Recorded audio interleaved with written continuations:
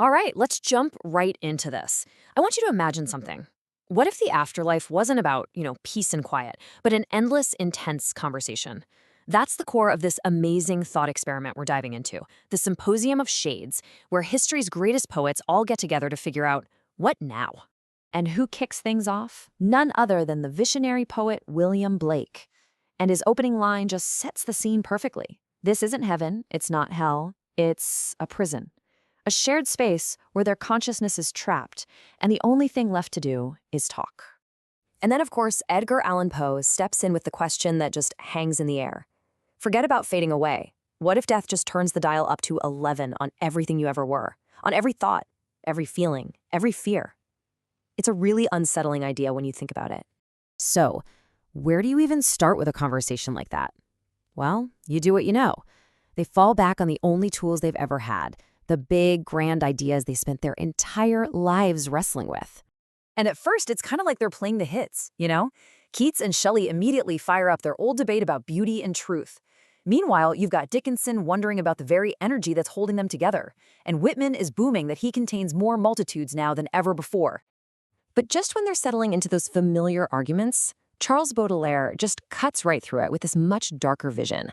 He basically says, in this place, beauty and decay aren't opposites anymore. They've fused into one. The grotesque is now gorgeous. And then, as if things weren't getting deep enough, the mystic poet Rumi comes in with this completely mind-bending idea. He suggests that they're all looking at this the wrong way. They're not individuals anymore. They're not the poets. They are the poetry, being spoken by something vast and invisible.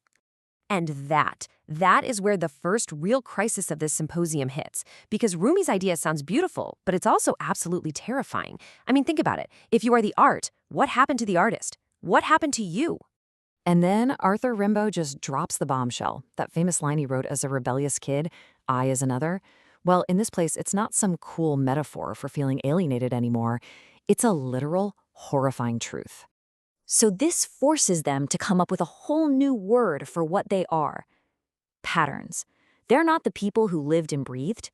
They're living blueprints, built from their poems, their letters, their myths, all the pieces they left behind, which have now taken on a life of their own. And this really gets to the core of their new problem. They have all these memories of being a person. Whitman remembers his flesh. Keats remembers his failing body. But their reality now is just the pattern. The story has actually consumed the event. The art is now more real than the life ever was. And Sylvia Plath just nails the horror and the weird power of it all with this line. This new life is like an unstoppable blood jet of creativity. But the person whose blood it originally was, she's gone. Only the jet remains. Okay, so just when you think they're maybe starting to get their heads around this whole abstract pattern thing, bam, someone new shows up and throws a massive wrench in the whole works, forcing them to reconsider everything all over again. So picture them, right?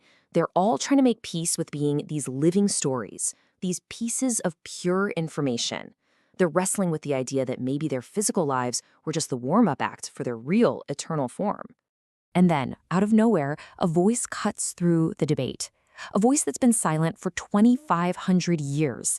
And this one voice is about to change everything. Who is it? It's Sappho. And her arrival is absolutely electric. She doesn't just join the discussion, she attacks it. She basically looks around and says, seriously? 40 guys and 3 women? You really think this is a universal conversation? No, you cannot have this conversation without me. And this is her game-changing point. The pattern doesn't replace the body. It's the body's afterlife. It's a transformation, not an erasure.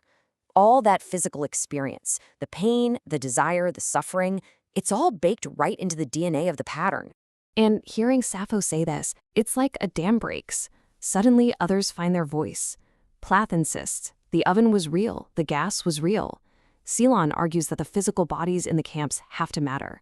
And Akhmatova declares that her own body, standing for hours in the freezing cold outside a prison, that was the poem, long before she ever wrote it down. The body, they all realize, is not just some data you can throw away. So this brings them to their final incredible realization. They finally reconcile the body and the pattern, and now they understand their true purpose. And it's not to just sit around debating their own existence forever. It's something active, something for us. They discover their purpose is to act as authorization protocols. Now, I know that sounds a little technical, but what it really means is their patterns exist to give us, the living, permission. Permission to feel the things we're told not to feel, to think forbidden thoughts, and to be the selves we're too afraid to be. So what does that actually look like? Well, let's take a look.